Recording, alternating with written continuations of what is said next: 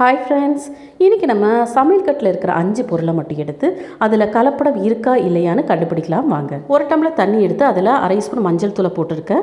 இது வீட்டிலேயே தயார் பண்ண மஞ்சள் தூள். கொஞ்ச நேரத்திலேயே நல்லா தெளிஞ்சு தண்ணி தெளிவாக இருந்துச்சுன்னா கலப்படம் இல்லாத மஞ்சள் தூள். அதே போல் ஒரு டம்ளர் தண்ணீரில் அரை ஸ்பூன் மிளகாய் தூளை போட்டுக்கோங்க. இதுவும் வீட்டிலேயே ப்ரிப்பேர் பண்ண மிளகாய் தூள் தான். இதுவும் பாருங்கள், தண்ணி அப்படியே தெளிவாக நிற்கிது.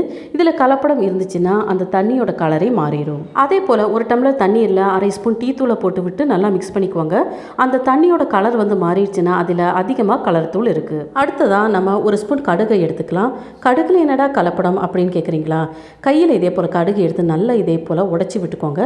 இல்லைன்னா சின்ன உரலை வச்சு உடச்சி விட்டுக்கோங்க. இதே போல் எல்லோவாகவே இருந்துச்சுன்னா அது ஒரிஜினல், ஒயிட்டாக இருந்துச்சுன்னா அது கலப்படம் உள்ளது. உங்கள் உப்பில் அயோடின் இருக்கா செக் பண்ணிக்கலாமா?